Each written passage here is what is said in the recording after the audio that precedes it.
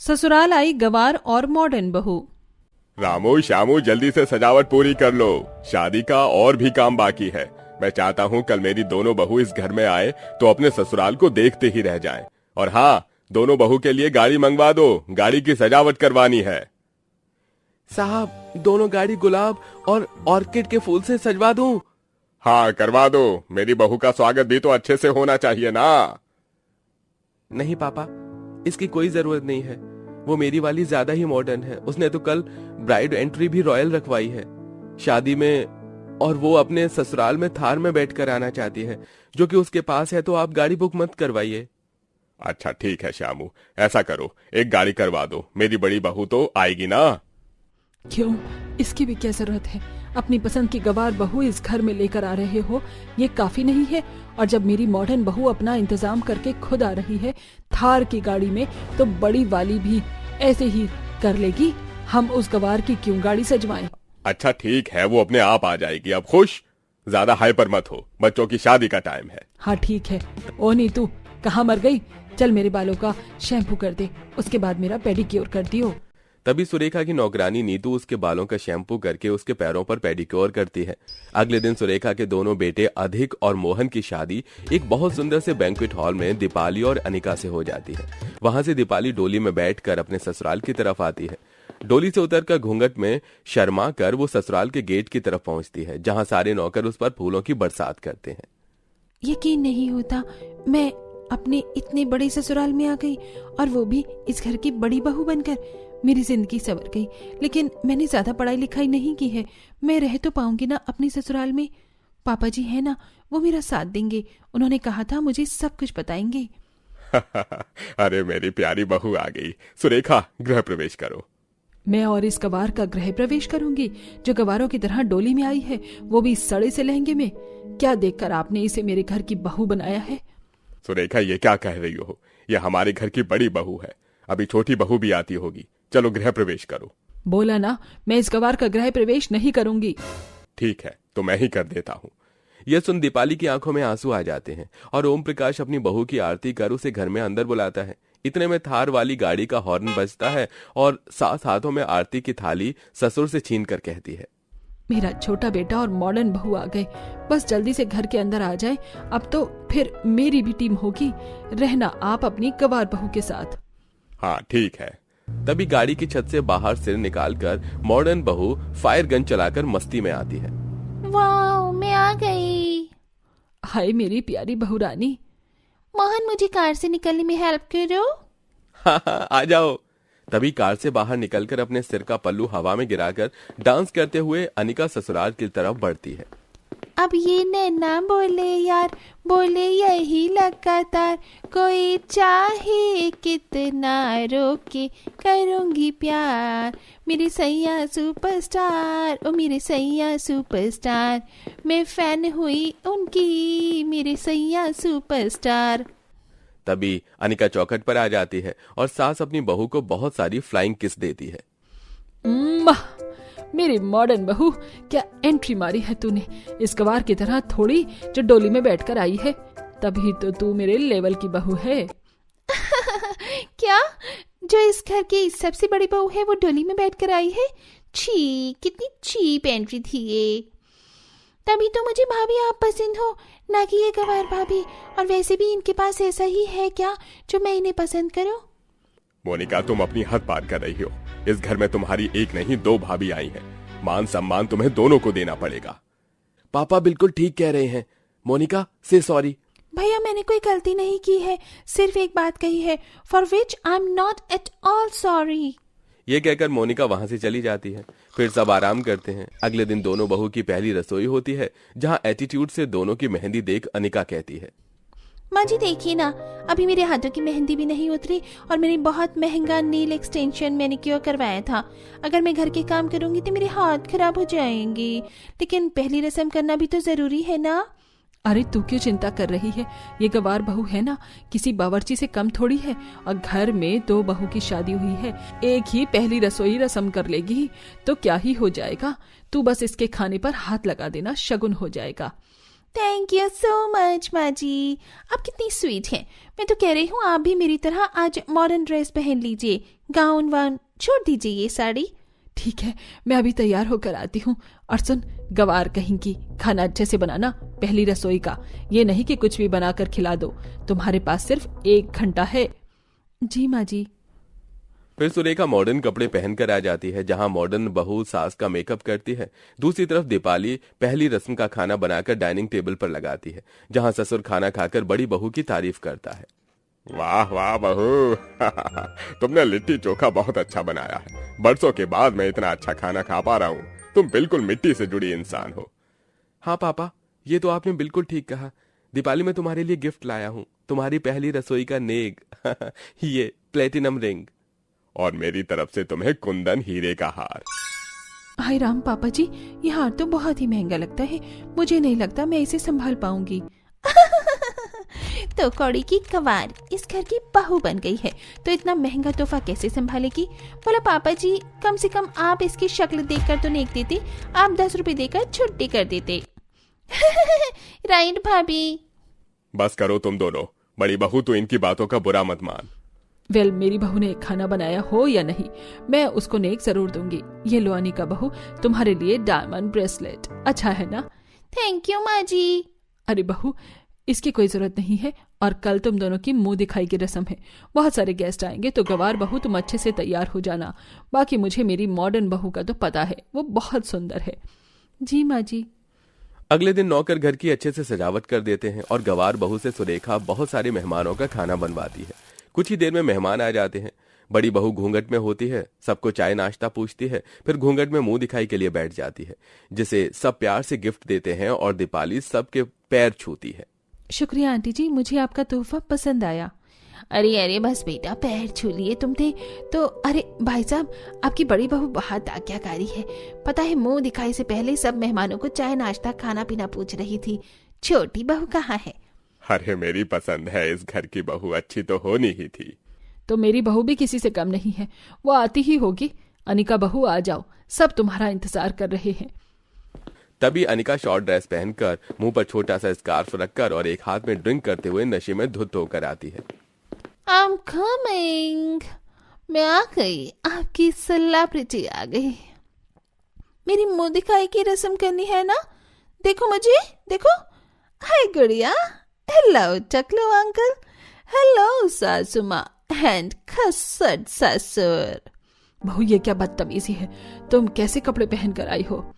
चुप बढ़िया, मॉडर्न बहू लाई है तो मॉडर्न बहू अब कपड़े भी ना पहने। तेरी गवार बहू से तो लाख गुना अच्छी हूँ मैं देख कैसे घूंघट में खड़ी हुई है। बहू, बहुत हो गया, तुम बदतमीजी कर रही हो सबके सामने। सब रिश्तेदार मुझे देख रहे हैं। लो, अपनी मॉडर्न बहू को देख लो, क्या गुल खिला रही है तुम्हारी मॉडर्न बहू। इस मॉडर्न बहू से अच्छी मेरी गवार बहू है। सुना था ना, कितनी तारीफ हो रही थी उसकी। अनिका, तुम्हें शर्म नहीं आती? इस वक्त तुम ड्रिंक करके आई हो। ओह शट अप मोहन, आज मेरी मुंह दिखाई है कि अपनी खुशी में मैं ड्रिंक भी नहीं कर सकती। हटो यहाँ से। माँ जी, प्यारी माँ जी, ये आपके थान क्यों लपेटा है? इसे खोल दीजिए और मेरी तरह मॉडर्न बन जाइए। चलो मैं ही खोल देती हूँ। हे भगवान, अनिका तुम क्या कर रही हो? ऐसा मत करो। चुप गवार बहू, मैं खोल के ही रहूंगी। मॉडर्न बहू सास की साड़ी खींचती है कि सुरेखा उसे थप्पड़ मार देती है, जिससे वो जमीन पर गिर जाती है। बेशरम अनिका, आज तूने मेरी सबके सामने इज्जत उछाल दी। पता नहीं क्या सोचकर मैं अपनी मॉडर्न बहू पर गर्व कर रही थी, लेकिन तुझसे अच्छी तो बड़ी बहू है, जो घूंघट में रहकर भी अपनी मर्यादा में है। और तू, छी। देखा, मैंने कहा था ना, बहुत जल्दी मॉडर्न और गवार बहू के बीच फर्क समझ आ जाएगा। और ये फर्क यही था कि मेरी बहू गवार सही, लेकिन संस्कारों और जमीन से तो जुड़ी है, और तुम्हारी मॉडर्न बहू उतनी ही बेशरम निकली, जो आज तुम्हारी ही इज्जत पर हाथ डाल बैठी। मोहन, इसे ले जाए यहाँ से। जी, आप बिल्कुल ठीक कह रहे थे, मुझे माफ कर दीजिए। और बड़ी बहू तो मुझे माफ कर दे प्लीज। मैंने तेरा बहुत दिल दुखाया है, लेकिन अब से मैं तुझे अपनाती हूँ और तेरी जिम्मेदारी है एज अ जेठानी, इस घर का सारा काम सिखाएगी इसे। जी माँ जी। इस तरह सुरेखा अपनी गंवार बहू को अपना लेती है और मॉडर्न बहू को घर के तौर तरीके सिखाने को कहती है। घर में शादी का माहौल था, सब लोग शादी की रस्म में बिजी थे। तभी सरिता सबको आवाज लगाकर कहती है, अरे तुम सब लोग इधर उधर क्या लगे हुए हो? बहू घर पर आने वाली है, बहू के गृह प्रवेश की तैयारी होगी कि नहीं? माँ सब तैयारी हो चुकी है, आप चिंता क्यों कर रही हो? और ये रही आरती की थाल, वो भी तैयार कर दी है मैंने। अरे जरा पूछो तो कहाँ रह गई गाड़ी, कब तक आ रहे हैं वो लोग? मैं अभी पूछकर बताती हूँ। प्रीति अपनी भाई से पूछती है और अपनी माँ को बताती है। माँ आने वाली है, बस आधे घंटे में पहुंच जाएंगे वो लोग। सब लोग बहू के आने का इंतजार करते हैं। कुछ देर में आनंद अपनी पत्नी सीमा के साथ आ जाता है। मैं कब से तुम लोगों का इंतजार कर रही थी। चलो बहू आ गई, मैं अपनी बहू की आरती उतारती हूँ। अब सरिता अपनी बहू की आरती उतारती है और कहती है, बहू दाहिने पैर से कलश को अंदर की तरफ गिरा के गृह प्रवेश कर। सीमा कलश को अंदर की तरफ गिराती है और जैसे ही घर में कदम रखती है कि तभी पीछे से आवाज आती है, दीदी हम भी आ गए। सब लोग पीछे देखते हैं तो वहां सीमा के मायके वाले खड़े थे। बहन जी आप सब लोग भी बहू के साथ आए हैं क्या? बहू तूने मुझे कुछ बताया क्यों नहीं? मुझे कुछ नहीं पता था माँ, आप यहाँ आने वाली थी, कम से कम एक बार मुझे बता तो दिया होता। वो क्या है ना, हमें ना सीमा के बिना रहने की आदत नहीं है, और वैसे भी हमारे घर में थोड़ी सी परेशानी चल रही थी। हम अभी नहीं बता सकते, लेकिन समय आने पर हम जरूर बताएंगे, तो इसलिए हम यहाँ पर ऐसे रहने आए हैं। माँ भाभी तो दहेज में पूरा मायका ही ले आई। कोई बात नहीं, आप सब लोग भी आ जाइए। सरिता सबको अंदर बुलाती है और सबको कमरे में छोड़ देती है। बहू दहेज में अपना पूरा मायका ले आई है, लेकिन किसी को कुछ बोल भी नहीं सकती हूँ। कोई बात नहीं, कोई भी अपनी बेटी के ससुराल में कितने ही दिन रहेगा? 4 दिन बाद तो शायद खुद ही चले जाएंगे। कोई परेशानी होगी, मजबूरी होगी, तभी तो यहाँ रहने आए होंगे ना। ऐसे ही अब सीमा के मायके वाले ससुराल में ही बस जाते हैं। अरे सीमा, मेरे लिए खाना तो लगा दो। भैया माफ करना, लेकिन आप छाया भाभी से भी तो कह सकते हो ना। भाभी अभी इतना सारा काम करके हटी है। भाभी का मायका भी ससुराल में ही आ गया है दहेज के रूप में। आपकी बहन है, लेकिन मेरी भी तो भाभी है। मुझे उनके लिए काफी बुरा लग रहा है। अरे यहाँ के बारे में छाया को कुछ पता नहीं है, वो कैसे करे कुछ। और घर की बहू तो मेरी बहन है ना सीमा। घर की बहू है, लेकिन आप लोग भी यहाँ कितने दिनों से रह रहे हैं? आप लोगों को भी तो खुद से सोचना चाहिए ना। तभी वहाँ सीमा और सरिता दोनों बात करते हुए आते हैं। अरे प्रीति, ये क्या, बड़ों से ऐसी बात करते हैं? देख लीजिए आंटी जी, आप लोग हमें कुछ ज्यादा ही ताने दे रहे हैं कि बहू दहेज में अपना मायका में ले आई। नहीं, इसका वो मतलब नहीं होगा। इसकी तरफ से मैं माफी मांगती हूँ। आप लोग यहाँ पर कितने भी दिन आराम से रह सकते हैं, आप लोगों का ही घर है। अरे कल को हमें कोई मुसीबत होती है, हमारे साथ कोई घटना होती, तो आप हमें रहने के लिए घर नहीं देते? हमारा रिश्ता जुड़ गया है, एक परिवार है हम, तो क्या ही शिकायत करना। वही तो मैं समझाने की कोशिश कर रहा था इतनी देर से, लेकिन प्रीति मेरी बात समझ ही नहीं रही थी। अच्छा हुआ आपने प्रीति की गलतफहमी दूर कर दी। सीमा के मायके वाले बेशरम की तरह वहीं पर बसे थे और किसी काम के लिए भी हाँ नहीं करते। अरे बहन जी, आपके कमरे में ना गद्दा ठीक से नहीं है, गद्दे को बदलवा दीजिए, है ना, वरना मैं सोती हूँ तो मेरी कमर अकड़ जाती है। आपको तो पता है अभी शादी ब्याह हुआ है, शादी ब्याह में घर में कितने खर्च हो जाते हैं। इतनी रस्म के बीच हाथ तो खाली हो ही जाता है ना। अरे आप तो लड़के वाले हो ना, लड़के वाले को कहाँ इतनी ज्यादा दिक्कत होती है। आपको तो इतना सब कुछ मिला है, हमने क्या कुछ नहीं दिया। बेड, सोफा, गद्दे सब कुछ है, लेकिन आपने अच्छे सारी चीज अपने कमरे में रखवा ली, और हम जब आए तो हमारे लिए पुराना सामान दे दिया। नहीं, आप गलत समझ रही हैं। अरे आप भी हमारा परिवार हैं, हम ऐसा क्यों करेंगे आपके साथ? देखिए, मैं गलत तो नहीं कह रही, पर बेटी का ससुराल है, ज्यादा कुछ कह भी नहीं सकती, आपकी मर्जी है। सीमा को अपने ससुराल वालों के साथ ऐसा बर्ताव होता हुआ देखकर बिल्कुल भी अच्छा नहीं लगता। मैं किसी को कुछ भी नहीं कह सकती। अगर मायके वालों को कुछ कहूंगी तो लगेगा कि 4 दिन में ही अपने ससुराल वालों की तरफदारी कर रही हूँ, लेकिन मेरे मायके वालों को भी तो ये समझना चाहिए ना कि वो मेरे ससुराल में आकर ऐसे बस रह नहीं सकते। ऊपर से हर कोई ताने दे रहा है। सीमा काफी परेशान हो जाती है। ऐसे ही कई दिन निकल जाते हैं। कुछ दिनों बाद सब लोग साथ में बैठे होते हैं, तभी सीमा के पिता कहते हैं, अरे इतने दिन हो गए यहाँ पर तो कुछ अच्छा बनता ही नहीं, और ना ही कुछ बाहर से आता है ना पापा? मेरा भी आज कुछ बाहर से खाने का मन कर रहा है, आज हम कुछ बाहर से मंगवा लें। मेरा तो काम ठीक से नहीं चल रहा है, इसलिए मैं तो मंगवा नहीं सकता। वैसे आनंद जीजा जी से बोल देते हैं। हाँ हाँ, अरे उन्हें भी तो कभी सीमा के मायके वालों के लिए कुछ करना चाहिए ना। मेरा तो मलाई चाप खाने का मन कर रहा है। कोई बात नहीं आनंद जीजा जी, मंगवा रहे हो ना आप सबका अगर इतना मन है तो ठीक है, बता दीजिए सबको क्या क्या खाना है।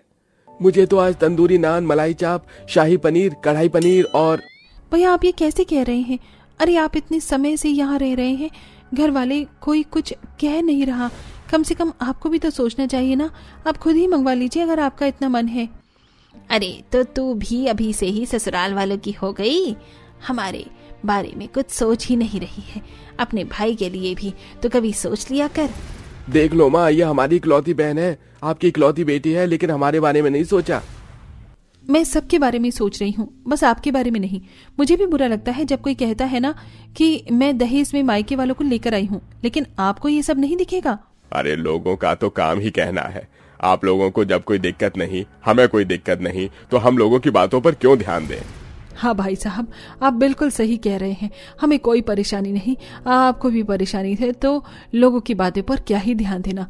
और बहू तू अपने मायके वालों को ऐसे ही क्यों सुना रही है? ऐसे नहीं कहते हैं। अरे तेरे मायके वाले हैं, अगर तू उनको ऐसे बोलोगी तो कितना बुरा लगेगा उनको। मैं तो चाहती हूँ थोड़ा बुरा लगे और बस यहाँ आ जाए, लेकिन अब मैं क्या ही करूँ। सीमा अपने ससुराल वालों की वजह से ज्यादा कुछ कह नहीं पाती। कुछ दिनों बाद प्रीति अपनी माँ के पास जाती है। माँ बस बहुत हो गया, भाभी के मायके वाले दहेज में आ गए हैं और जाने का नाम ही नहीं ले रहे। अरे कोई सामान भी होता है ना तो कुछ टाइम बाद वो एक्सपायर कर जाता है, लेकिन भाभी के मायके वाले यहाँ से जाने का मन ही नहीं कर रहा उनका। अरे हमें अपनी परेशानी तो बताएं कि आखिर क्या परेशानी है जो वो यहाँ कर रह रहे हैं। प्रीति मुझे पता है तू इतना गुस्सा क्यों करती है, लेकिन अब मैं भी क्या करूं। हम मुंह से बोल नहीं सकते कि भाई चले जाओ, हम यहाँ पर ज्यादा दिन नहीं झेल सकते आपको। और अगर बहू को बुरा लग गया तो? भाभी को बुरा लग रहा है तो उनके मायके वाले यहाँ पर हैं। मैंने देखा है कि वो भी नहीं चाहते यहाँ रहे वो लोग, लेकिन हम उन्हें गलत ना समझे इसलिए वो कुछ ज्यादा कह नहीं रहे हैं। कोई बात नहीं, इतने दिनों तो कुछ कहा नहीं, तो 2-4 दिन के लिए क्यों कुछ कहकर बुरा बने। अपनी सास और नंद की बात सीमा सुन लेती है। सीमा को काफी बुरा लगता है। अब बस बहुत हो गया, कोई कुछ कह ही नहीं रहा, लेकिन मुझे ये कहना पड़ेगा। मुझे खटास नहीं चाहिए किसी रिश्ते में। सीमा तुरंत पूरे परिवार को बुलाती है। माँ आप सब साफ साफ बता दीजिए कि ऐसा क्या हुआ है कि आपको यहाँ आकर रहना पड़ रहा है। नीलम, दरअसल हमारे घर पर केस चल रहा है, इसलिए हम यहाँ पर रह रहे हैं। माँ ऐसी बात है तो हमें बताना चाहिए था ना, हम भी आपको परिवार के समान ही तो हैं। आप मुसीबत में हो तो हमें अच्छा लगेगा क्या ऐसे? हमें लगा आप लोग हमारे बारे में क्या सोचेंगे, इसलिए नहीं बताया। लेकिन अब परेशानी वाली कोई बात नहीं है। ये फ्रॉड केस था और वो खत्म हो चुका है और अब हम जा रहे हैं। आप लोग अगर सच बताकर रहते हैं तो हमें ज्यादा अच्छा लगता है, लेकिन दहेज में मैं मायका नहीं लेकर आई थी। अरे अब आप जा रहे हैं तो मैं रोकने भी तो नहीं चाहती ना, क्योंकि कई बार दूरियों की वजह से ही रिश्ते करीब रहते हैं। इसी के साथ अंत में सीमा दहेज में जो मायका लाई थी वो वापस चले जाते हैं और सीमा अपने ससुराल वालों के साथ खुश रहती है।